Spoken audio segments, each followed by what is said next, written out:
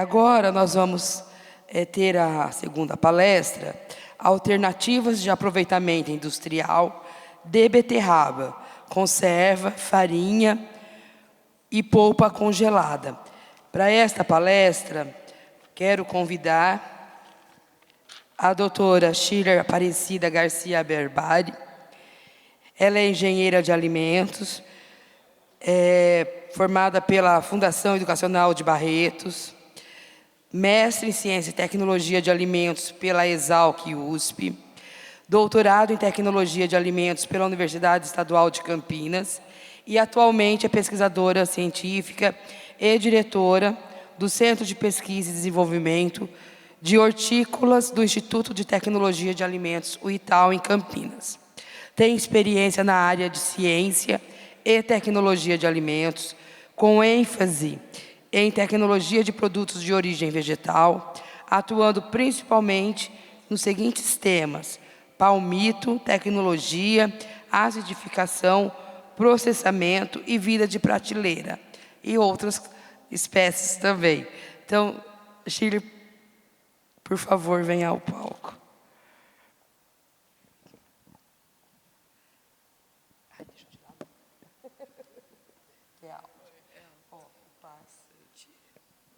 Tá. Eu acho que é aqui, né? Para lá e para cá. Ele vai por aí. Teste ele depois. E acho que para o point é no meio. Point é no meio. Tá. E aqui. Ele vai por lá? Já achou aí? Bom. Boa tarde, gente. A Eliane já falou já fez uma breve informação da minha atuação profissional. Quero agradecer aos organizadores do evento, os colegas do agronômico, que eu sou de uma área no Instituto de Tecnologia de Alimentos que trabalha bastante com o agronômico, sempre trabalhei, desde a época do mestrado, porque trabalho com frutas e hortaliças. Então, esse relacionamento com eles é fundamental para a gente poder fazer um trabalho completo, desde a matéria-prima até o produto final. Fui convidada pelo pessoal da organização para falar sobre as alternativas de aproveitamento industrial de beterraba. Bom, só uma breve introdução a respeito do que a industrialização de alimentos tem sofrido ultimamente. Alimento industrializado virou veneno. Sem a industrialização de alimentos no mundo, sem a conservação de alimentos no mundo, nós viveríamos para trabalhar e comprar a nossa comida. Não ia ter jeito se não fosse assim. E não contando que grande parte do mundo passaria fome realmente, teria uma escassez de alimentos.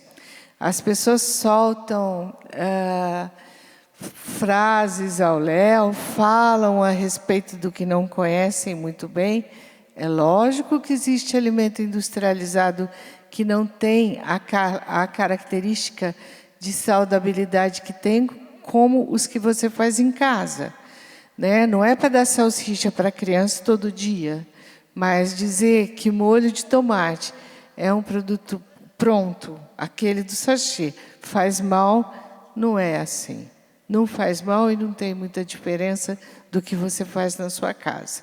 E dependendo da condição de higiene que você fizer na sua casa, piorou da sua casa. Então, o que eu quero dizer? A industrialização de alimentos é fundamental para manter o mundo rodando. Se nós não tivermos comida, nós não conseguiremos viver. E sem a industrialização de alimentos, não há comida. Eu trabalho no ITAL há 36 anos, nunca usei conservantes que são causadores de mal à saúde dos consumidores. Sempre fiz pesquisas sem certos tipos de produto. Agora, falta um pouco, talvez, de vigilância, falta um pouco de conscientização, infelizmente, da indústria menor, que utiliza, às vezes, produtos que não são tão adequados, mas a industrialização é fundamental. Então, a mensagem é essa. Sem industrialização, aquela história que eu vou chegar e fazer o jantar todo dia é um sonho. Não tem mais isso. Mulheres trabalham, se cansam e precisam ter praticidade quando chegam em casa. Não dá para ficar fazendo tudo. Por isso que é importante fazer uma indústria que tenha produtos adequados para o consumidor, com saudabilidade e tudo mais. Bom, a beterraba, que, aliás, eu gosto muito, tem um nome científico que vocês sabem, né? Chama Beta vulgaris. É uma raiz tuberosa, ela dá no leste europeu e no norte da África. E a gente pensa em beterraba, pensa em açúcar, né? Mas não é só isso. Tem ácido fólico, tem vitamina C, tem minerais. Então, é uma raiz muito importante. E a gente consome até pouco. Se nós compararmos o consumo de cenoura com o de beterraba, cenoura é muito maior. Então, é um produto importante do ponto de vista de saudabilidade e que precisa aí do produtor implementar essa divulgação de tudo de bom que a beterraba pode propiciar. Tem um tio que teve hepatite faz uns... Eu não existia, mas contam. E meu tio, que era médico, mandava ele tomar suco de beterraba para ele sarar. O que mudou? Faz 60 anos, não mudou muito. Isso depende de uma implementação de um marketing mesmo, uma propaganda em cima da matéria-prima, né? Tem tudo isso, a fonte é a tabela brasileira aqui de composição de alimentos, e é bem melhor, inclusive, do que eu imaginava. Bom, as tecnologias, então, por falar em industrialização, para se conservar frutas e hortaliças, para se conservar as raízes, os tubérculos, existem muitas tecnologias. Existem tecnologias mais simples, existem tecnologias mais sofisticadas, mas as tecnologias existem. Por que as pessoas não fazem? Porque o problema não é propriamente processar o produto e gerar produto industrializado com qualidade, saudável, etc. O problema é atingir o mercado consumidor da forma com que ele espera, com que ele quer. É fazer produtos que tenham mercado, que você vai vender. Senão, não resolve, né? Então, a beterraba é bem flexível. Você pode fazer muita coisa com ela. Pode começar fazendo processamento mínimo, que são as saladas prontas para consumo, e que a gente já vê beterraba separado de qualquer outro produto. A Olambra, eu moro em Campinas, tem produtos que são só de beterraba e são minimamente processados, que são produtos que não passam o processamento mínimo ou minimamente processado. O próprio nome já diz, são produtos que recebem poucas operações de processamento, de conservação. Por isso, dura pouco, né? Não dura muito. Eu estou com um problema aqui com o meu laser point. Não está saindo direito. Aqui, está vendo? Eu não estou... Acho que eu não sei se eu estou acionando certo. Preciso voltar para trás aqui. Então, como o nome diz, cada vez que você usa poucas operações de conservação, a durabilidade vai ser pequena. Então, para durar mais, existem uma série de produtos, de processos.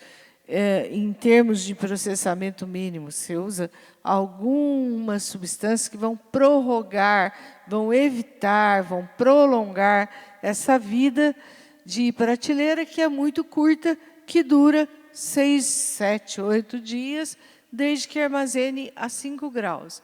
Mas essa é a primeira alternativa, né? É aquela salada pronta para consumo.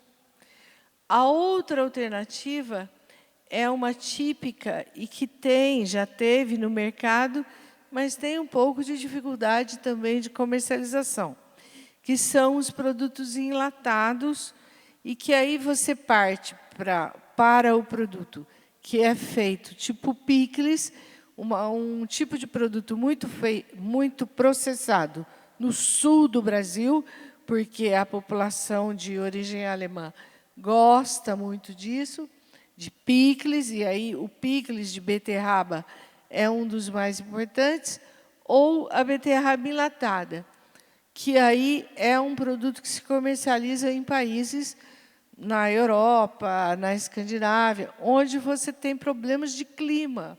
O Brasil é bonito por natureza, né? E se plantando tudo dá. Estou emendando as frases famosas aí. E por isso nós temos alimentos na feira o ano todo. E isso complica um pouco para o produtor, porque é fácil na Rússia alguém comprar beterraba na lata. No Brasil é mais difícil. Precisa de estar necessitando muito de comprar uma beterraba, porque você tem praticamente o ano todo. Então, a gente lida com o produtor que quer industrializar, lida com esse produto, com esse problema. Então, tem que fazer um produto excelente, para que valha a pena deixar de ter o trabalho que você tem quando você compra o produto na feira e conseguir investir, pagar o preço de um produto industrializado, que é o caso aqui, ó, no sachê, que é uma beterraba esterilizada, né? Uma beterraba na lata, como tem seleta, milho, grão de bico, ervilha, feijão.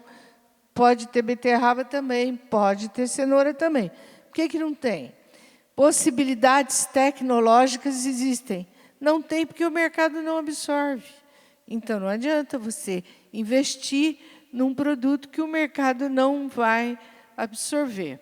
E o picles bonitinho ali, lindo, a gente faz de presente, todo mundo adora. Tem curso lá no Itaú e tudo. Mas, para comprar um pote de picles, é uma coisa mais complicada.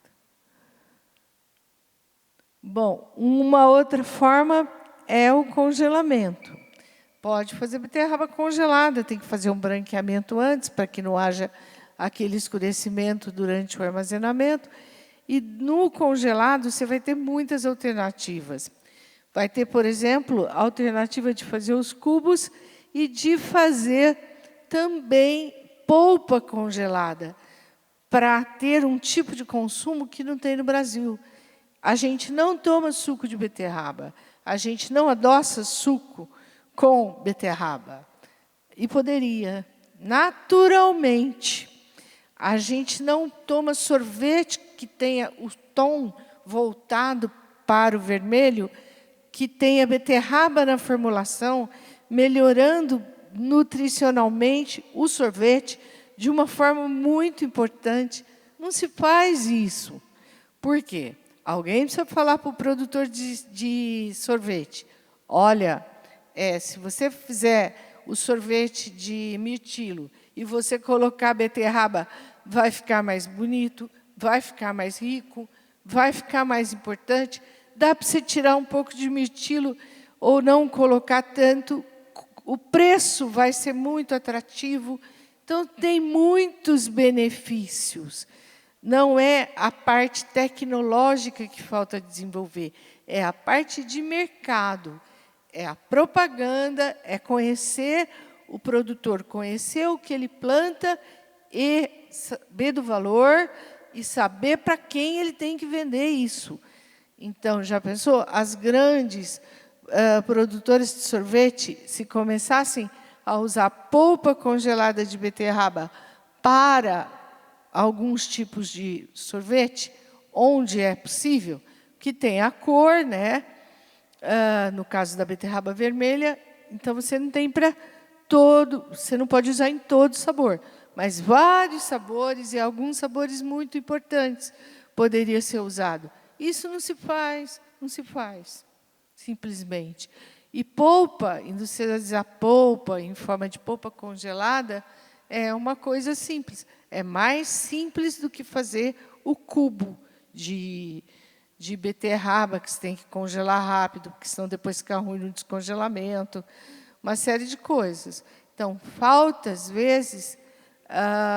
primeiro, a fábrica vai alegar que falta fornecimento de matéria-prima, que não vai entrar na produção de um sorvete, falar que é natural, colorido com beterraba, depois não tem matéria-prima. E aí? Eles alegam isso. A partir do momento que tem matéria-prima disponível, falta realmente a conscientização da indústria nesse sentido, ou a oferta da possibilidade de se fazer isso, que não acontece. Um outro tipo de produto são os chips, e ali tem uns chips, esse daqui é de beterraba, o meu laser point está... É aqui? Ah, é? Ah, tá, não sabia.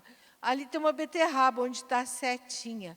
Ali é um conjunto de chips que a gente fez para uma empresa, que tem batata doce, inhame, e tem... os vermelhos são beterraba, não são batata doce e roxa, não. São beterraba, tem até os desenhos, assim. Tem até aveia ali, e fica bom, fica bonito, é outra alternativa. Mas eu não posso ter uma fábrica de chips de beterraba. Eu preciso ter uma fábrica de chips misto de alguma coisa. Só um pacote de chips de beterraba, o supermercado não vai comprar, porque precisa estar junto com outros produtos para conseguir comercializar. Porque nem ervilha o supermercado não compra. A gente que é dessa área, o supermercado não compra sozinho. Ele compra ervilha desde que você venda barato para ele tantas caixas de sachê de molho de tomate. Entendeu? Então, imagina nesse caso. É possível fazer? Tem alternativa? Tem. Tecnologia? Tem. O problema é o mercado. Além dos chips, no caso dos desidratados, que são os produtos onde você retira a água para conservar, tem também as farinhas. O que aconteceu? Acabou a luz? Tem as farinhas. E as farinhas, vocês já viram farinha de beterraba, né? Tem para comercializar. Farinha, você faz uma farinha assim, como o pessoal faz polvilho na fazenda. Seca, desidrata, rala a mandioca, peneira o amido, seca. Minha avó fazia na fazenda. Você faz farinha assim, de qualquer coisa. Só que qual é o problema? Ou você seca num secador de bandeja. Aqui, aquilo ali é um secador de bandeja. E aí você consegue um produto seco e você moe. Você tem uma farinha. E é fácil fazer. E muita coisa se faz em termos de farinha no Oriente Médio, na África, secos ao sol. Baratíssimo. Qual o problema? Por que não fazer assim com beterraba? Porque depois você vai usar essa farinha de uma forma muito simples. Se você fizer uma farinha em um processo, num secador rotativo chamado drum dryer, onde você consegue tirar a água de uma outra maneira, sem afetar tanto as moléculas do produto, você consegue uma reidratação muito mais interessante. Então, para fazer um bolo, é muito melhor do que uma farinha que foi seca no secador de bandeja, que é aquele outro equipamento. Então, tem diferença o investimento aí. É um processo rudimentar, um processo artesanal, gera um produto bom? Gera para fazer mingau, para uma outra preparação culinária ou industrial mais simples. O mais sofisticado é para você vender, para você fazer um produto mais elaborado. Aí existe um investimento maior, mas aí é um produto muito melhor em termos de solubilidade, de praticidade de utilização, do que o produto que foi seco ao sol. Beterraba ainda tem açúcar, secar ao sol é meio complicado, porque vai começar a fermentar, e você vai ter que usar alguns compostos para evitar isso. E o secador de bandeja tem muito trabalho de pesquisa que secaram no secador de bandeja. Aí chegaram à conclusão que em 10 horas secou bem. Secou. Sim, secou. Só que o produto que fez não é aquele produto. Se você fizer num drum dryer, você faz um pó de beterraba. É outra coisa. Você consegue fazer até sorvete com ele. Você consegue fazer até aqueles pudins prontos para consumo com beterraba. Entendeu? Enquanto que, se você secar no secador de bandeja, não dá. Então, é diferente. O investimento, acho que é 1 para 10. A gente não pode falar muito de investimento, porque os preços mudam, né? Mas é muito diferente. Mas o produto é muito diferente também, né? Então, é uma alternativa, é bonito, é bom, não tem por que não dar certo, mas precisa da conscientização do consumidor para consumir esse produto, né? Então, quero falar uma coisa aqui, uma reflexão. Transformar matérias-primas em produtos industrializados é empreender, dar forma a um sonho, criar uma empresa, gerar empregos e obter lucro. Mas o início de todo bom negócio é o conhecimento do mercado consumidor. Não adianta você ter tudo isso se você não tiver para que vender. Não é brincadeira, é negócio. É para ter lucro. Então, não vou, porque às vezes o pessoal chega lá e tal, nós recebemos muitas visitas. Outro dia foi com o milho verde. Queremos industrializar milho verde. Só que precisa começar por um estudo de mercado, porque senão você vai entrar num processo, às vezes, num empreendimento de uma fábrica que depois não vai dar certo. Por quê? Precisa estudar o mercado primeiro. Tecnologia não tem muito segredo. Tem matérias-primas muito propícias, né? Você compara, por exemplo, uma lichia com uma beterraba. Nem resta dúvida que a beterraba você tem muito mais alternativa do que a lichia. Isso é fisiológico.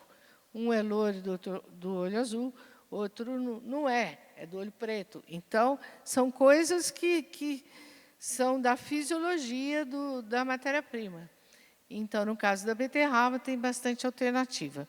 Por que eu não falei do corante?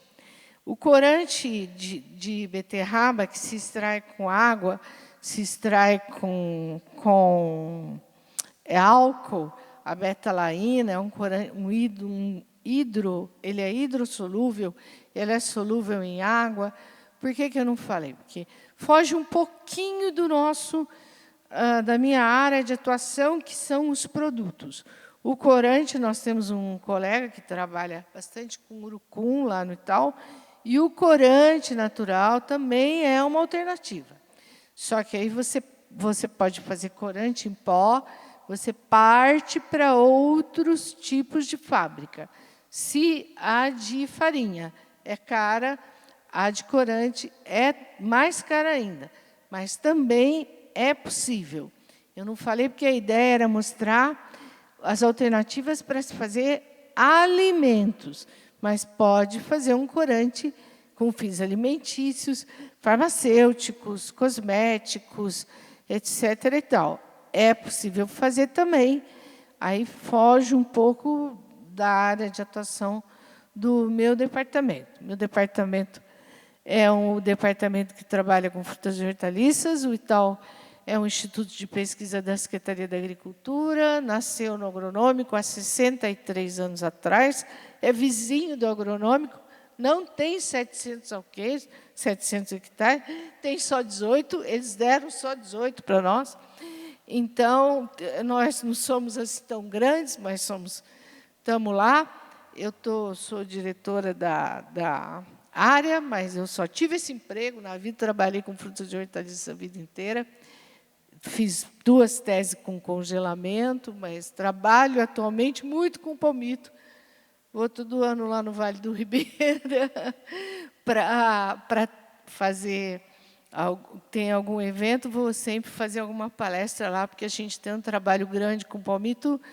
Tem uma legislação que se chama Códex Alimentares, uma legislação não, um padrão de qualidade. O Itaú foi o que escreveu, né, o padrão, e o pesquisador que foi meu orientador escreveu. Quando tem que alterar o padrão, eu fui numa reunião há uns anos atrás para alterar o padrão, então a gente tem uma história enorme. Mas palmito é um produto que se faz com acidificação, que é a mesma tecnologia do picles. Se for fazer picles de beterraba, se usa a mesma tecnologia. Ah, e tem risco? Tem, aqueles de botulismo. Piorou ainda porque ainda vem debaixo da terra, né? Então tem um pouco mais de risco. Mas os produtos são bons e não tem problema ter risco. Não tem piloto que decola avião com 300? Então, a gente pode pilotar fábricas que tenham risco, mas com tecnologia a gente consegue contornar os riscos. Então, quer dizer que estamos lá, estamos abertos ao pessoal para fazer negócios do ponto de vista quem quer aumentar o negócio, não quer plantar, quer fazer indústria. A gente trabalha com uma parte de projeto de implantação de fábrica. É sempre uma satisfação receber o pessoal do setor agrícola. Então, estamos lá, quero agradecer. É isso aí, alternativa tem, mas tem que fazer um estudo de mercado antes. Muito obrigada.